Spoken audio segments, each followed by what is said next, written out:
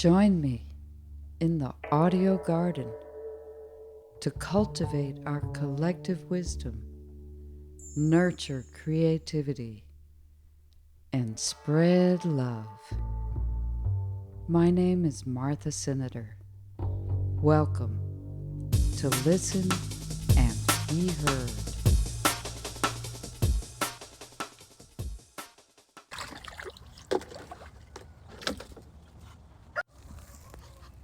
Hello.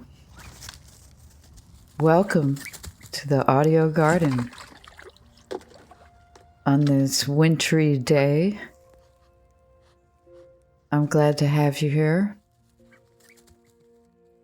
I've been looking back over the year and picking out the special offerings of each of our guests who we asked to read from their work here at Listen and Be Heard.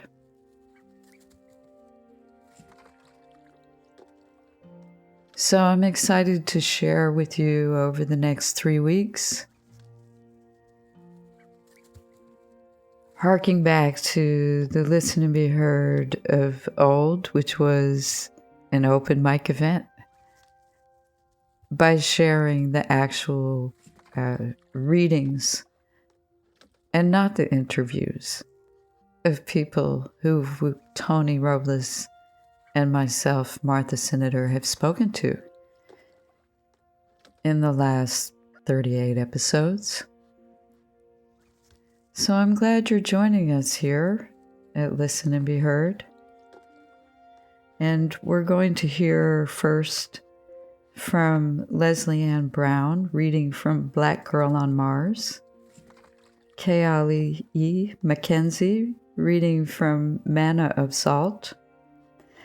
And we've been playing a banned books theme by DJ Jeannie Hopper using the voice of someone else we interviewed, Yvette Murray. But before all that, I'd like to talk a little bit with the poet of the people, my co-host, Tony Robles.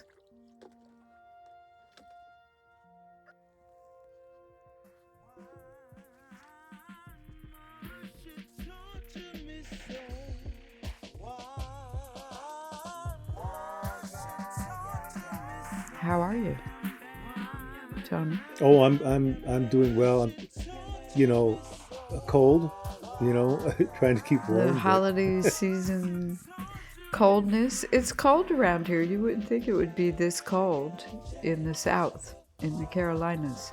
But we do get cold at night, right? Like these beautiful afternoons and then a really cold night. Yeah, I think it's about 32 degrees right now. Yeah, they're saying that it's going to get colder than that. But we're kind of babies here in the South. Yeah. And you came from perpetual fall weather pretty much in San Francisco, pretty much, yeah. right? Yeah. When I opened the car door this morning, it was almost like the door was kind of frozen stuck.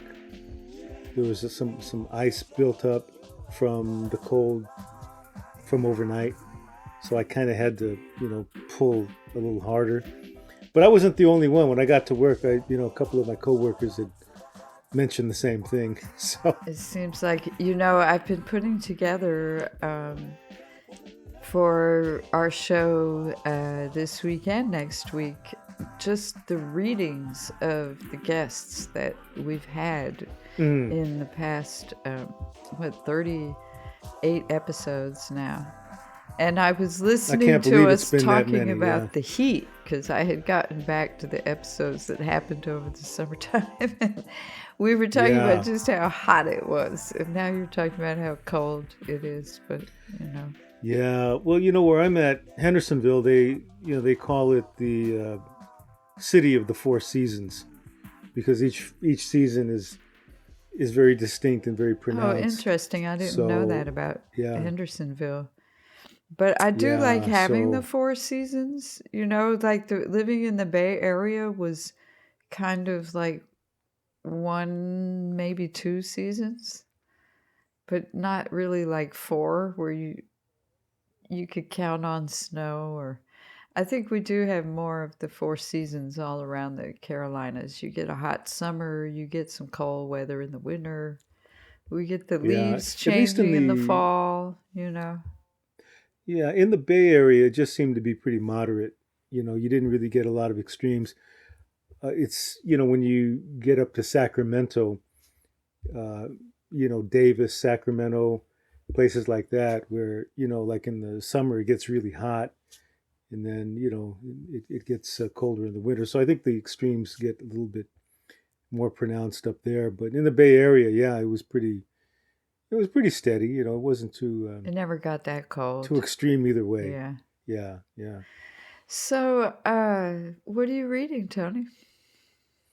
Well, I've been reading a few different books because I'm, preparing for, teaching my kind of like my maiden voyage at Lenore Rhine University, coming up in January in the spring. So, the class I'm going to be teaching is in, I guess, special kind of subjects, or the special kind of category, literary landscape. So I'm going to hit a lot of different subjects as they pertain to landscape. So I'll be getting into the landscape of memory, the landscape of the body, the landscape of trauma, all these different types of landscapes. Yeah. And the landscape of silence, for instance, the landscape of plot. And, I'm very much interested in personal essays. So what I'll probably have students do is, well, first of all, we're going to read from different writers who have written personal essays. And probably what I'll have the students do as like a final project, I'm thinking of having them do a personal essay on what integrity in writing and in their art, what that means, what it looks like. And it's kind of inspired by James Baldwin, who wrote an essay called the Artist's Struggle for Integrity. Mm-hmm. Which is kind of a touchstone for me. I go back to that quite a bit because he gets into what it means to be an artist, what our obligation is, what we owe society. This is Listen and Be Heard. Please join us online at listenandbeheard.net and WLBH.org.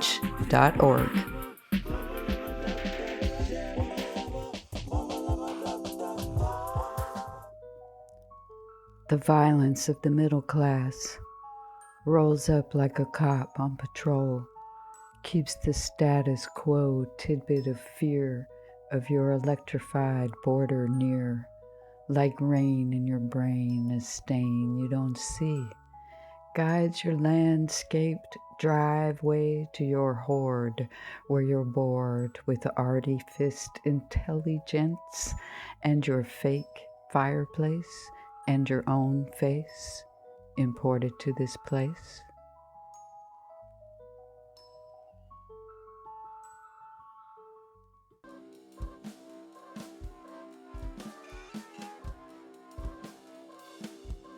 Back in the ayahuasca room, as I heard the others groan and vomit around me, it was as if they too, the occupants of this room, were also on this boat. So I had this sensation that I was on a slave ship, part of my ayahuasca journey. So this is what I'm describing. It was as if they too, the occupants of this room, were also on this boat. They're vomiting the general malaise that everyone in that room was experiencing, whereas if they too were going through the horrors of what had been done in their nation's name. So this was in Denmark, and I was like, it was only one other woman of color with me. The rest, it was like over 20 of us, and everybody else was, Danish and blonde. In my hallucinogenic days, the room became a holding space for the collective misery of it all. It was as if their misery directly corresponded to their remorse. If only such a thing could happen in real life, I remember thinking. I was reminded that this too was a possible road to the take on the subject of racial healing. That's not to say I've ever seen such remorse in real life. There has never been any true remorse, no real effort at amending what Europe has done to the rest of the world, including my ancestors. Denmark, like all other European countries, has never done this. The fact that they don't teach their children about Denmark's deliberate dehumanization of Black people and others in order to build its own wealth has deep ramifications for the continuation and reproduction of the show that began in 1492. I had come into this ayahuasca journey with a bevy of racially traumatic experiences behind me, including health issues that were very much related to these experiences. The truth is, ayahuasca helped me feel deeply, something that is sometimes immensely difficult for me to do. I had been walking around with a wall around me as protection, which only seemed to be excavated by the snowballing of microaggressions one is subjected to in the West. I was hoping that I would be better prepared for the next bout of spouting out of someone's mouth, or for the next time someone showed up to a party in blackface. I felt like I always had to be on guard. The triggers felt physical, and at the time I didn't fully make the connection between the visceral power that is embedded in race and racism. I had not yet come across Resmaa Menakem, whose work focuses on the effects of trauma on the human body and its particular effects on our nervous system, especially in how it relates to race. I didn't understand the role of our vagus nerve and how it is connected to trauma, how you can work with it, tone it, and so become stronger and less excitable. I didn't understand the visceral effects of that holy grail of the West, free speech. Sticks and stones may break my bones, but words will never hurt me, we were taught as children. However, Lisa Feldman Barrett, PhD, has uncovered that words do hurt us physically. As explained in an article on ideasted.com entitled, People's Words and Actions Can Actually Shape Your Brain, Barrett sheds a lot of light onto why so many of us feel physically triggered when we hear racist words or see racist imagery.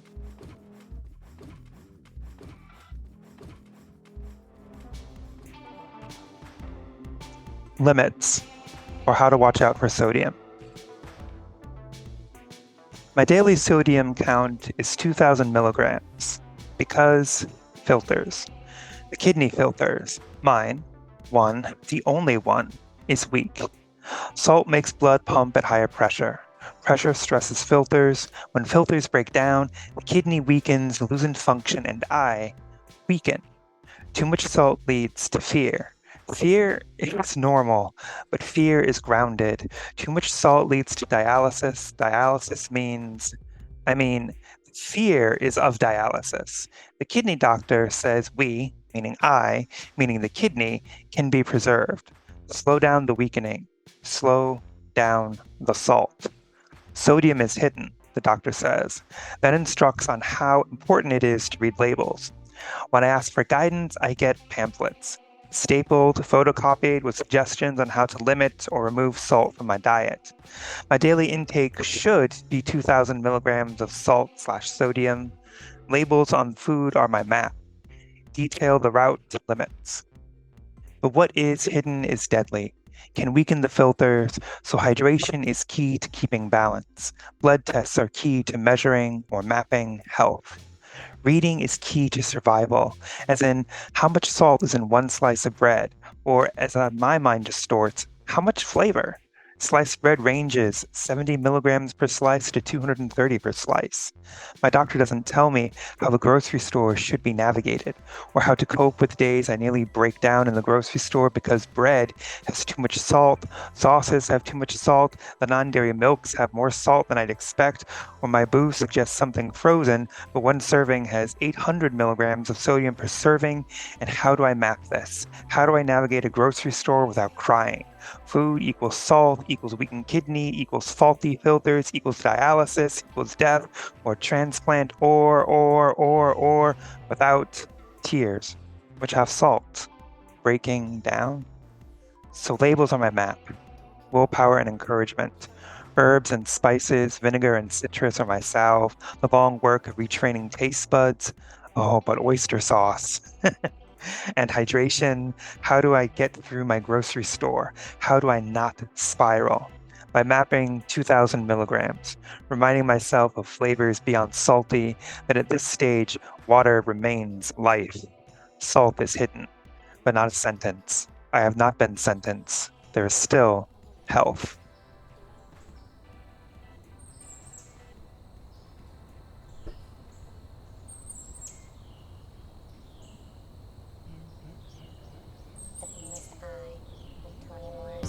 Once it's heard, it can't be unheard.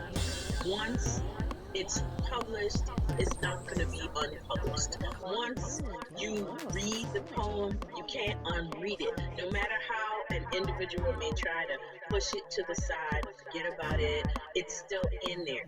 And it's the words, the meaning, the feelings behind it are taking root in their psyche, and they can't get rid of it.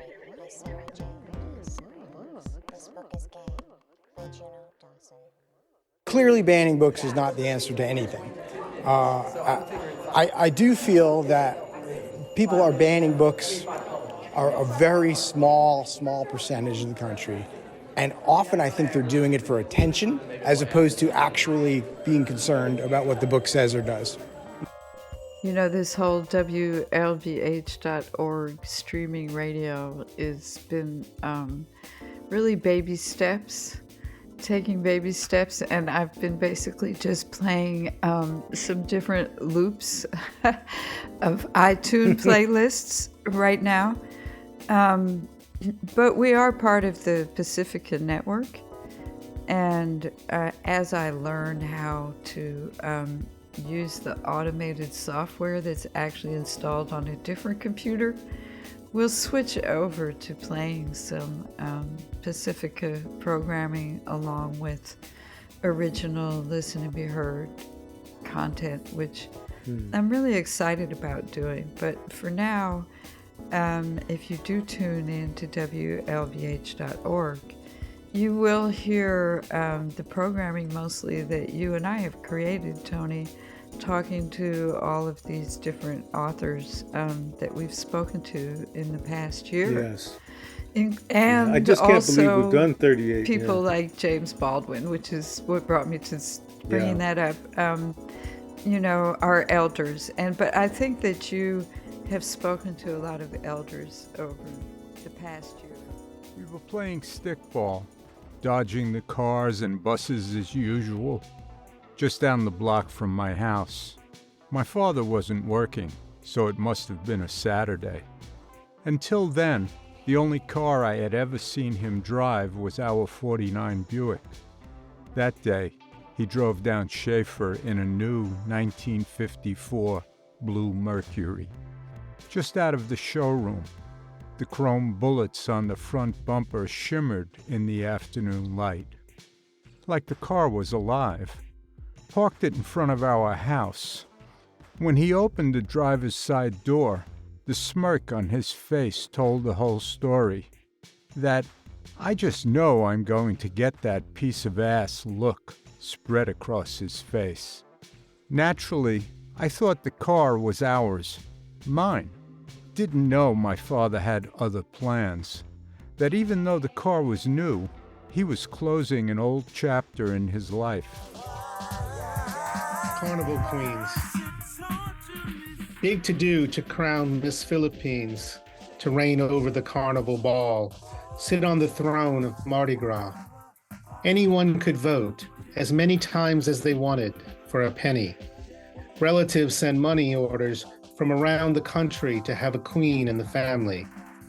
Each week the tally counted so you knew how many cents you needed to move ahead. If not the queen, maid of a Philippine province, Miss Luzon, Miss Visaya, Miss Mindanao, or the lodge, Miss Dimasalang, escorted by teenage dukes, grade school pages, each dress decorated to tell a story, narrated by an MC as they waltz across the ballroom floor. A prelude for Mardi Gras Day, when thousands will call and wave as they parade by. A celebration to never forget of being Filipino and being of Louisiana.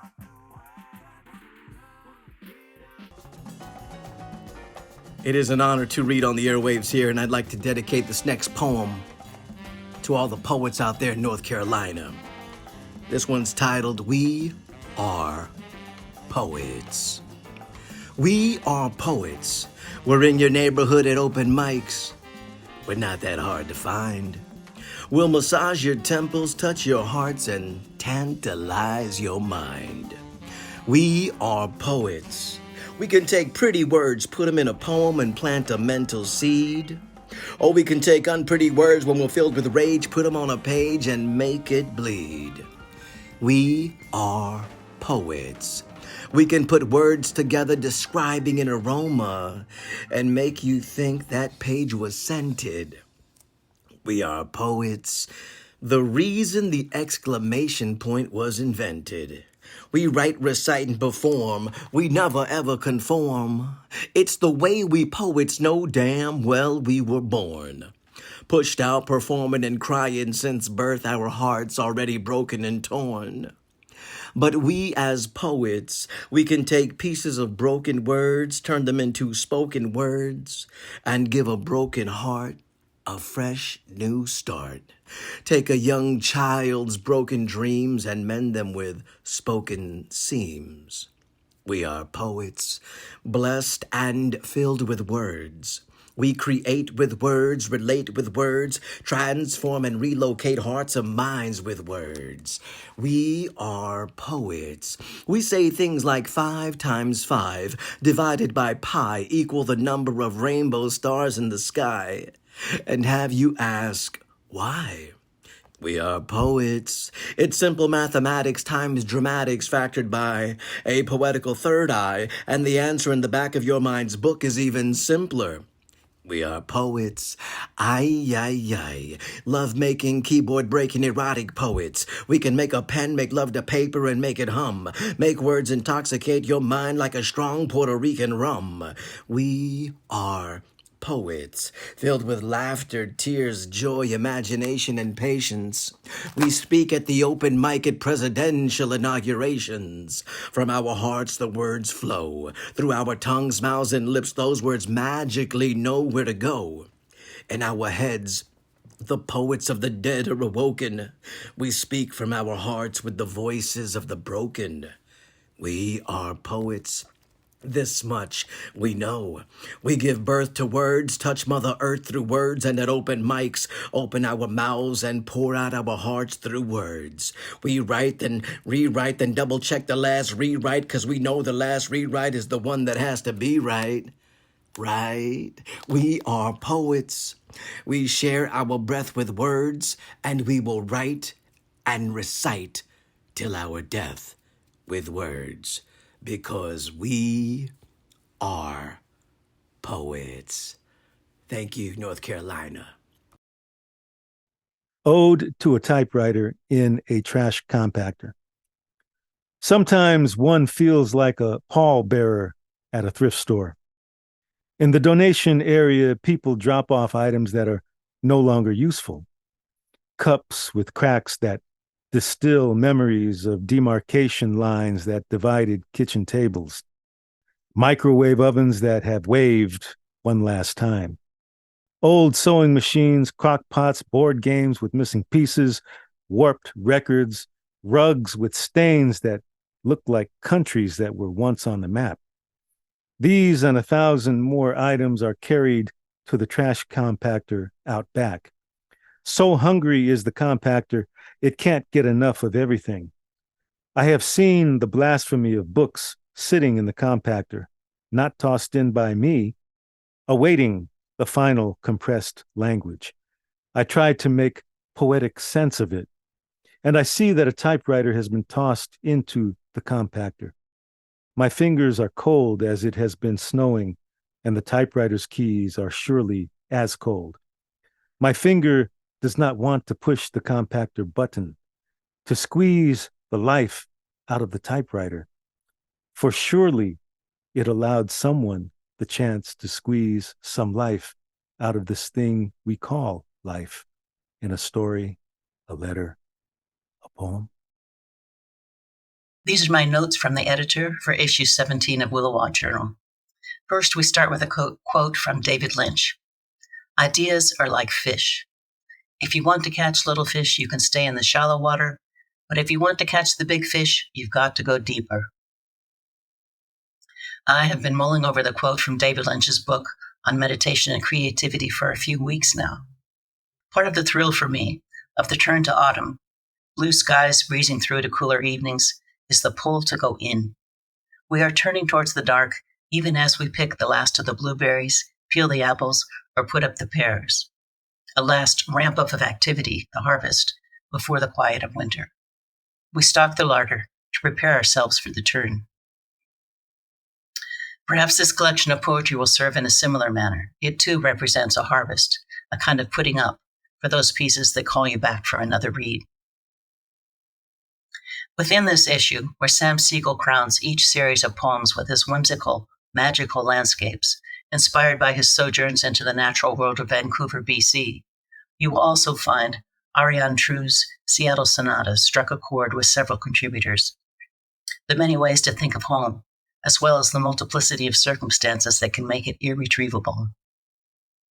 Maybe Thomas Wolfe was right when he said you can't go home again. Or is home something you carry with you, no matter the changes in geography, a constant thing like a resonance in your core that can't be removed? Is it, as Ariane suggests, a matter of blood, that as a living organism within the organism of community, we are part of the lifeblood of any place we inhabit? For Ry Cooter, third base Dodger Stadium, home is just a place you don't know, up a road you can't go. Colonialism, gentrification, or so-called progress have repeatedly and radically altered the landscapes many have called home. Enjoy the thoughtful explorations on these pages and see which voices most strike a chord within you. As you dive into this issue, I hope you too can go deeper and catch the big one, that big idea that sets your creative world on fire. My name is Connie Soper. I'm going to read two poems. The first one is called King Tide. Despite the warnings, or because of them, we've come to witness the wilding surf. Spumed crowns exaggerate their gaudy froth on what's left of the beach. Stranded bullcamp bejewels the shore. We know the cautions, alert to sneaker waves that want to suck us into the hypothermic void, mudslides, slick rocks.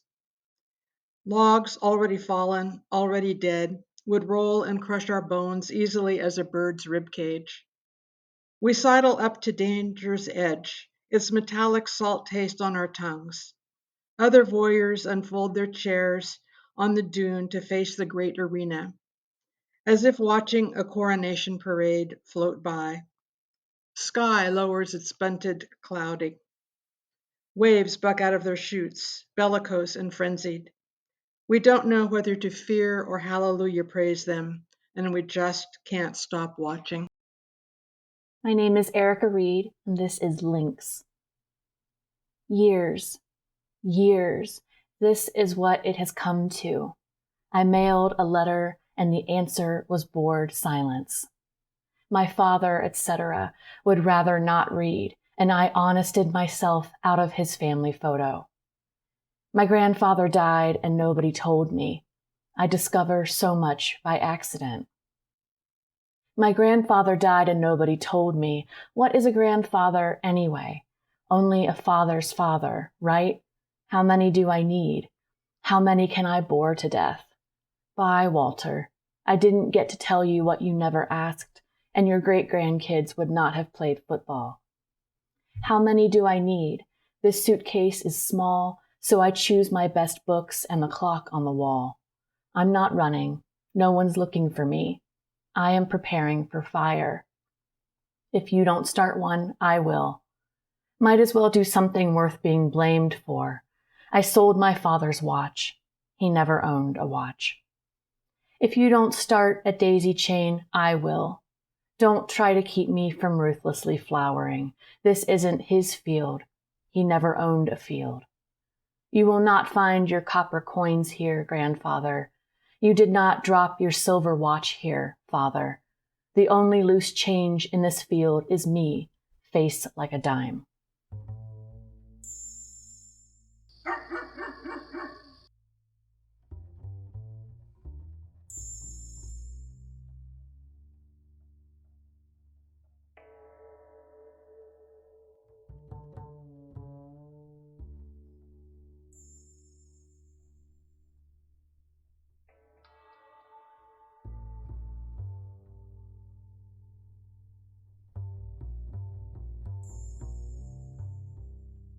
Martha Senator, the show is Listen and Be Heard.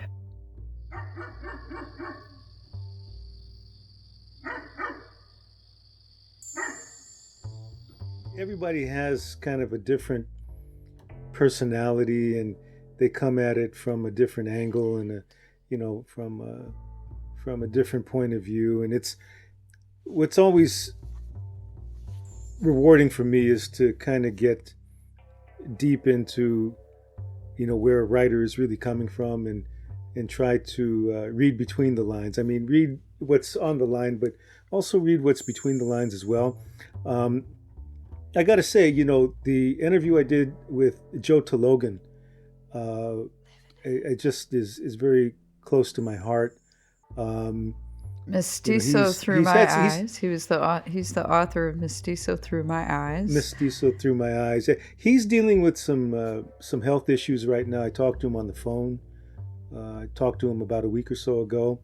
But he's doing okay. But he is like 94, 95. He's in his mid to late 90s, right? So he's up there, Well, we're very grateful to have heard him, to be able to have been presented him and the knowledge that he shared with us. And it's a very interesting book. I finally did get it. I have it on my shelf. It's on my to-do reading list. But I think that's a great example of what we've been trying to do with Listen and Be Heard, to bring those different voices. It's like a tapestry across this country of writers who have been, who I think we've covered a lot of memoir, Joe included, where people are just talking about their experience as part of a larger culture, but people have come at it from many different angles, according to, like you're saying, the landscape that they were born into, and see each in their own unique way. Yeah, exactly. And a book like Joe's Mestizo Through My Eyes, I wanted very much to interview him and have him on our program, because I just feel like that book really needs to be, publicized. It should be exposed more. More people should read it. I think that book should be in the schools. I think exactly. Universities. It's another version of history, right? That's not told.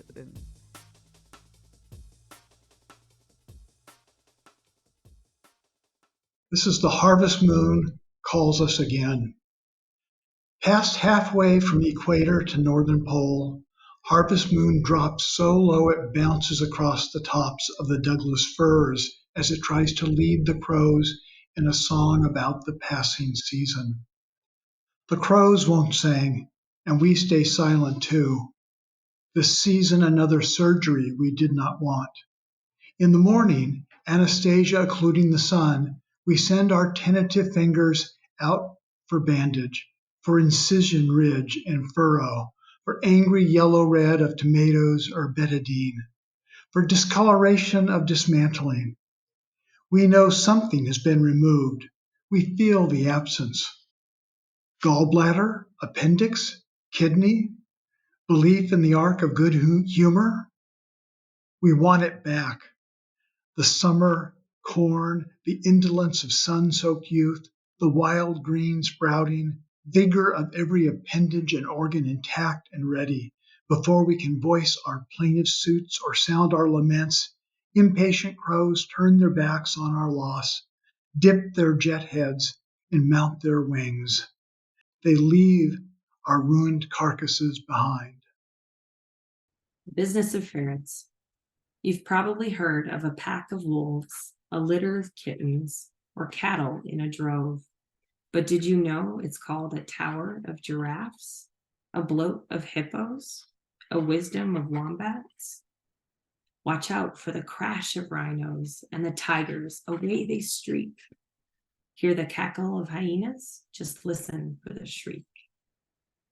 If you're looking for friends, consider a mischief of mice or a knot of colorful snakes. Maybe you prefer a business of ferrets, but be careful. They like to escape. I didn't say I was right about things. I just said I write about things. On Overlook Beach. Lover, scoop me up too and carry me in your windbreaker's pink pocket. Oh, whatever else you do, just take me home. Ether air. What it takes, laminate skull unpending, root, plotted an escape. Did the years parade lightly? Was the calcium in bloom? Imagine if there were 3 oranges and 2 suns, and a bright sense of one setting down and the other, arrayed in a deep and bitter skin, setting us up. We'd probably be taken for fools. Sea and the ocean, on the rippled floor, the wavering nets of light. The sense that some days are auspicious, some nights closed for business, some ganglia arranged to please, that some men are verbose in possession and lack some women holding the doors, that some bread contains, absorbs, seeks company, travels. Unmingling with other less clearly productive waters, this island could feed and carry our blood away. Eyelet and net shadow, weird canopy weather gold, when at last we're hopeful, secure from our want. A New Day 1. A new day one of us picked out of nostalgia for before the trials, with the same languorous relief as a morning in search of noon who finds it, but only at the expense of no longer being morning. You can cling to brunch or be something magic in the unlocked era already here, when the lights level down and you discover who you were meant to see in the dark all along. The kind of self-lethality that cheese lays on crackers and without which neither's shortcomings lead anywhere cute. My own shortcomings long for the adaptation that caused them, the evolutionary gambit of having become almost all water at the moment almost all the water in the world was inside living things, a Darwinian détente that ripples through my cheerful inability to cope with the apocalypse, as some unethically monogamous attachment to a single cipher, separate from all the rest, when we can't have one without the others, and the space sloshing between them. When I say ancestors use me, when I say ancestors use me, what I mean is I surrender.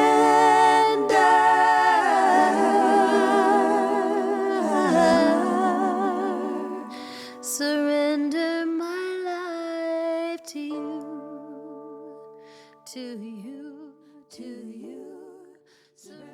If we understand disease with this new kind of diagnosis, the treatment options become radically different.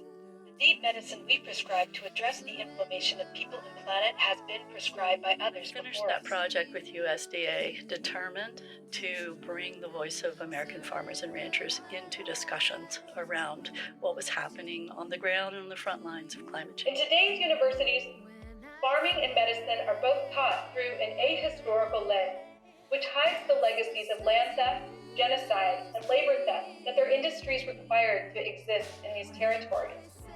The training is science-based, but selectively so, focusing on science that advances its agendas rather than interrogating its assumptions of power.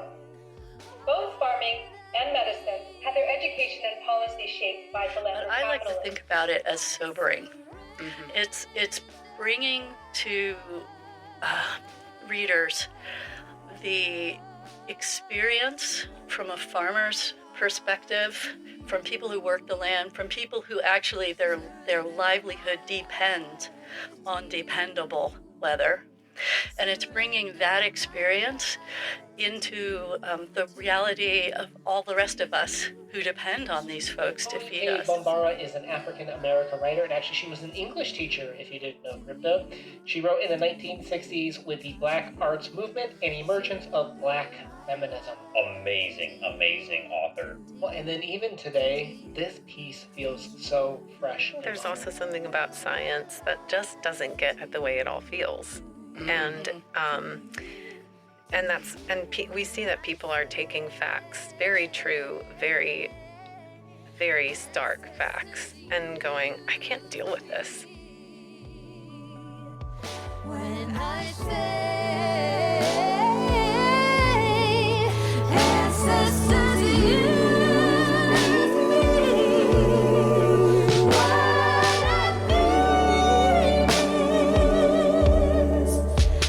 I surrender.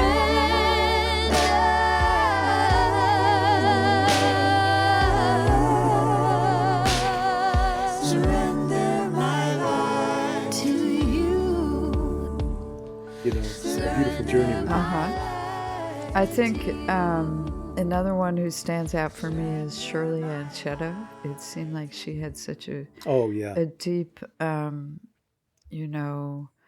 understanding of the whole tradition of the literature that came out of the Kearney Street workshop and the whole that whole era of writers. I found her conversation about all of that extremely interesting, as well as her poetry was very powerful.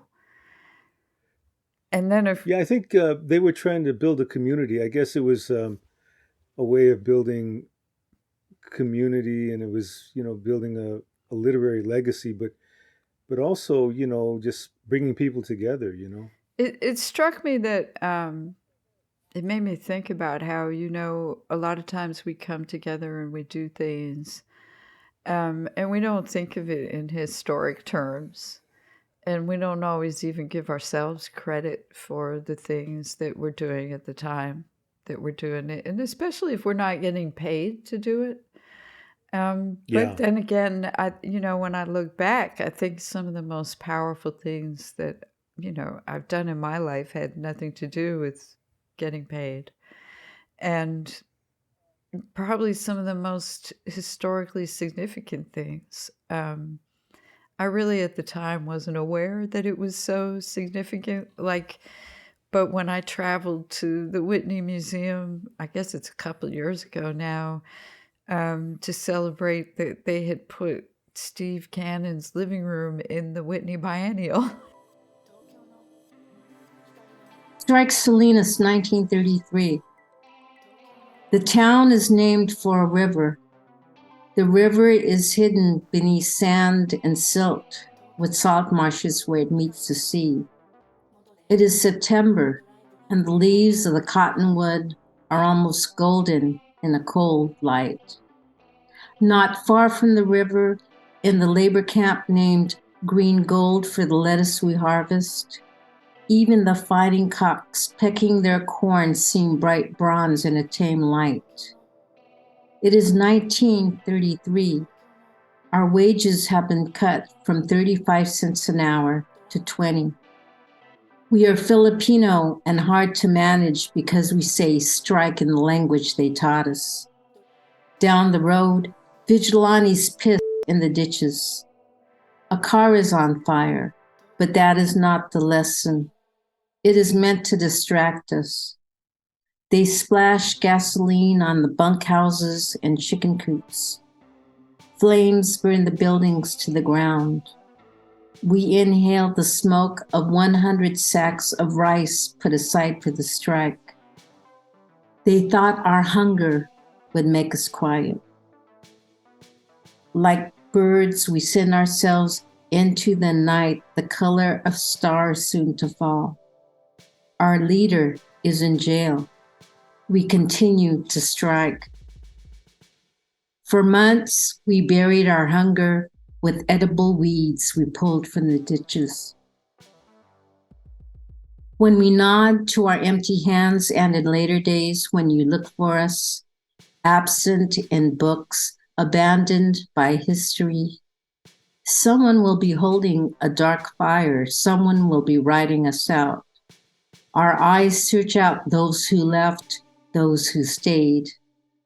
At the end of the fields is the edge of America. We were held by a word.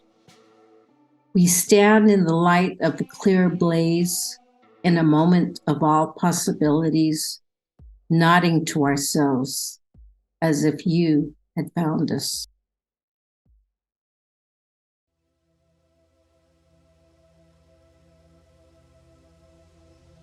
Strength is the woman. No one ever gets a story right. Malakas and I lived in the hollow of a bamboo reed. We were lost, tangled up in a thicket of long, thin shoots when a bagyo, heavy with rain and wind, swept us away. The islands were just forming. There was nothing but sea and sky, and these bamboo stalks knocking into one another like tribal drums. During the monsoon, the bamboo circled us, swallowed us up whole. Malakas said he'd find a way to get us out, but all he did was whine. He was cramped, he was hungry, he had to relieve himself, he could not see for the dark. But we could hear the ocean beating on our bamboo pole. We could hear wind sweeping across the sky. We could hear the cries of prehistoric birds caterwauling like it was lost too. Malakas wept, bathed me in his tears. We drifted in the current, spinning like a compass, never settling on a direction. We were always moving. I liked the dark. I liked the cool shade. I liked the lull of the tide. I found it soothing. And the silence that came when he slept was so peaceful. My body fit right next to his, and if he just learned to relax, we could have been like that together forever. My arms stretched high above our heads, fingers poking out the end of the bamboo like leaves, wet when it rained, warm in the sun, salty. Most days, I closed my eyes and I breathed.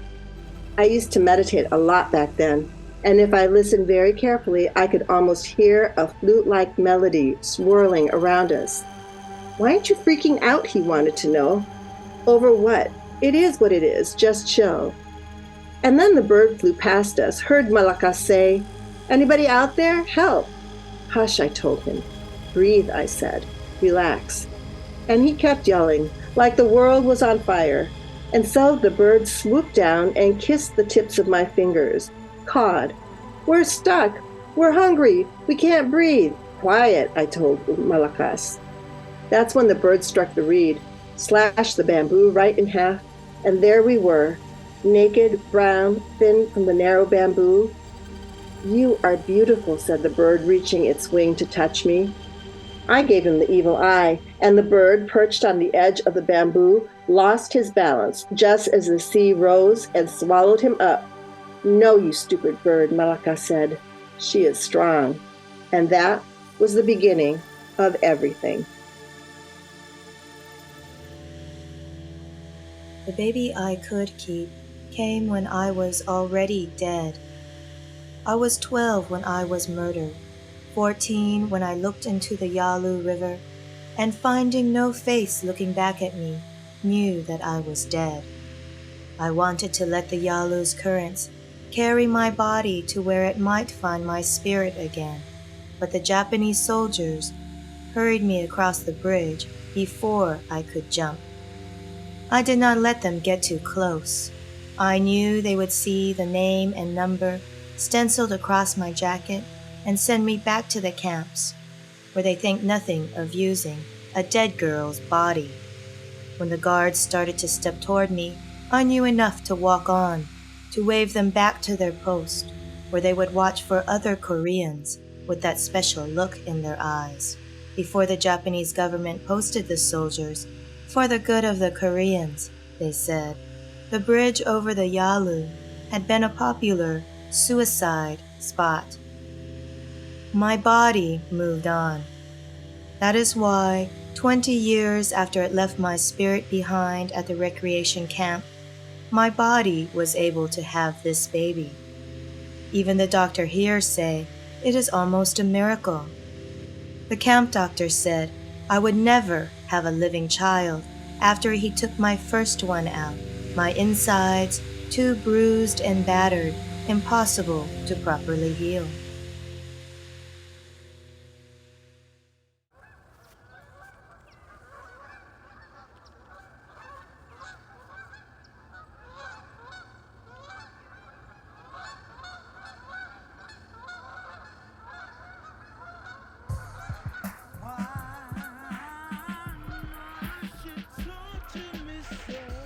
Yeah, I mean, you know, the fact that we've done 38 shows, I mean, that's just, I can't believe that. I mean, that's just, yeah, I mean, I mean, I know that we did a lot of shows. I just kind of find it hard to believe that we've done 38. It doesn't feel like we've done 38, you know?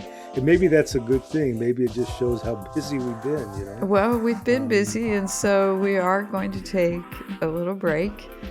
And so that's why I'm putting together these different sort of formatted shows to highlight what we've done in different ways in this year. And we want to come back stronger and with many more interesting writers and poets and memoirists. You know, I think my guess is that memoir is like a growing, to do memoirs, write memoirs is a growing phenomenon. Mm-hmm.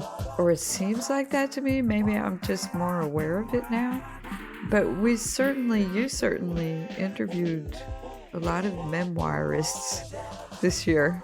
Yeah. And I think I did as well, a few. So, I mean, I was thinking about like Betty Ann Carino, and that was an interesting story, yeah, right? That was With Every Ounce of Courage. Right. About her mother. There was also Nancy Sloan, The Gravel Driver. Yeah, that's... And Jennifer Magaha, who wrote Flat Broke with Two Goats. Yes, and Elsa Valmidiano was another one doing memoir, as well as... absolutely. Beverly Pereno's poetry was very much based in memoir. In memoir.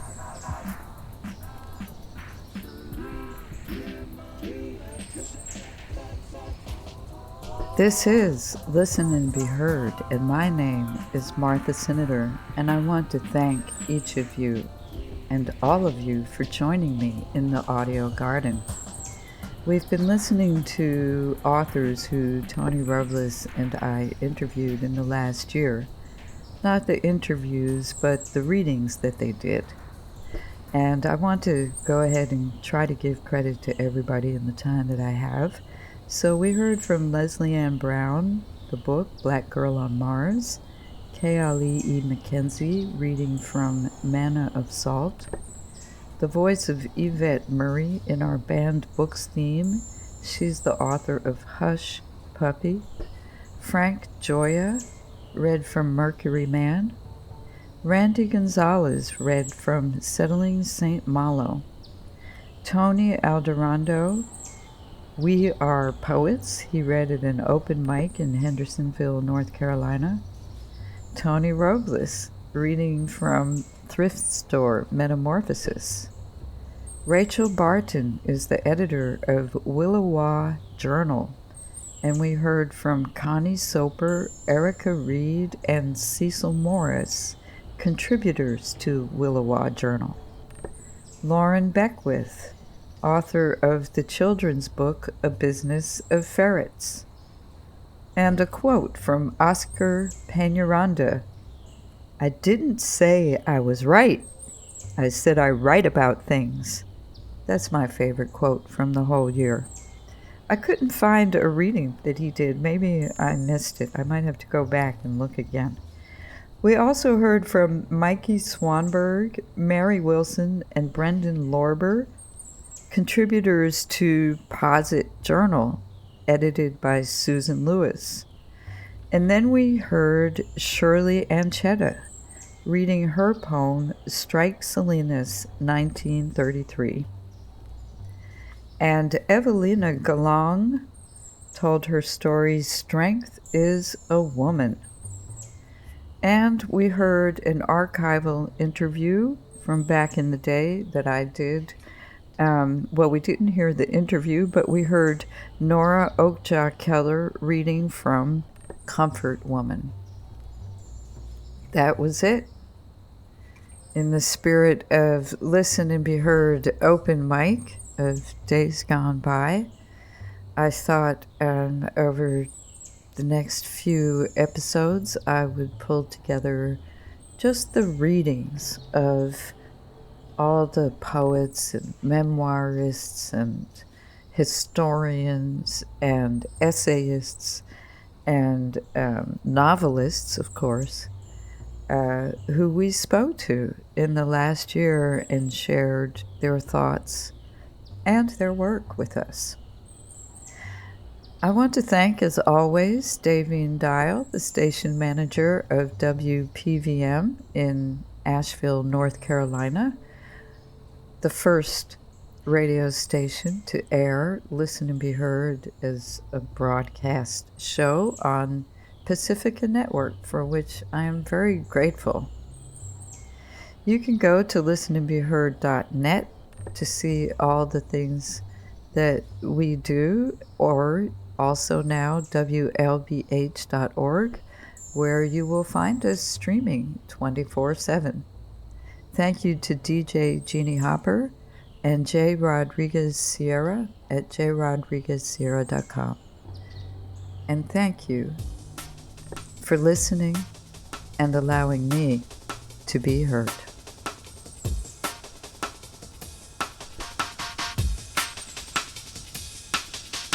Living it, giving it, having it, taking it, moving it, shaking it, creating it, loving it, living it,